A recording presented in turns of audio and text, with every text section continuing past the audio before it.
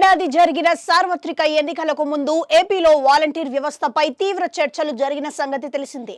ఈ క్రమంలో వాలంటీర్లను అసాంఘిక శక్తులుగా, మహిళల హ్యూమన్ ట్రాఫికింగ్ కి పాల్పడుతున్న వారికి సహకారులుగా పవన్ కళ్యాణ్ వ్యాఖ్యానించారంటూ పలు ఫిర్యాదులు అందాయి. అప్పట్లో పలువురు వాలంటీర్లు పోలీస్ స్టేషన్స్ లో ఫిర్యాదులు చేసినట్లుగా, రహదారులపై నిరసన వ్యక్తం చేసినట్లుగా కథనాలు వచ్చాయి.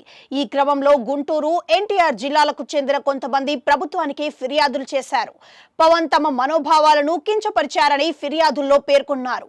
ఈ సమయంలో ఈ ఫిర్యాదుల ఆధారంగా పవన్ పై క్రిమినల్ కేసు నమోదు చేయాలని పబ్లిక్ ప్రాసిక్యూటర్ ను ఆదేశిస్తూ గత ఏడాది జూలై 20న అప్పటి ప్రభుత్వ ప్రత్యేక ప్రధాన కార్యదర్శి అజయ్ జైన్ ఉత్తర్వులు ఇచ్చారు. దీంతో గుంటూరు జిల్లాలో పవన్ పై ఐపీసీ 499, 500 సెక్షన్స్ కింద క్రిమినల్ కేసులు దాఖలు చేశారు. ఈ క్రమంలో ఈ క్రిమినల్ కేసుల వ్యవహారం ప్రత్యేక న్యాయస్థానానికి బదిలీ అయింది. దీంతో న్యాయమూర్తి పవన్ కు నోటీసులు పంపారు.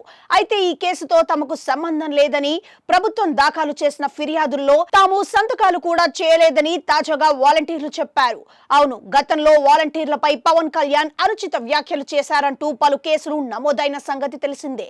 వీటిపై అప్పటి ప్రభుత్వం క్రిమినల్ కేసులు నమోదు చేసింది. అయితే ఈ కేసులతో తమకు ఎలాంటి సంబంధం లేదని, ఫిర్యాదుల్లో తమ సంతకాలు కూడా లేవని తాజాగా వాలంటీర్లు కోర్టుకు తెలిపారు.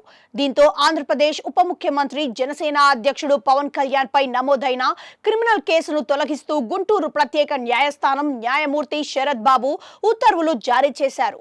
కాగా గత ఏడాది జూలై 9న ఏలూరులో నిర్వహించిన వారాహి సభలో పవన్ మాట్లాడుతూ కొంతమంది వాలంటీర్లు అసాంఘిక శక్తులుగా మారారని, ఏపీలో మహిళలను అక్రమ రవాణా చేస్తున్న ముఠాకు వీరు సహకరిస్తున్నారన్నట్లుగా ఆరోపించారంటూ వైసీపీతో పాటు పలువురు వాలంటీర్ల ఫిర్యాదులు చేసిన సంగతి తెలిసిందే.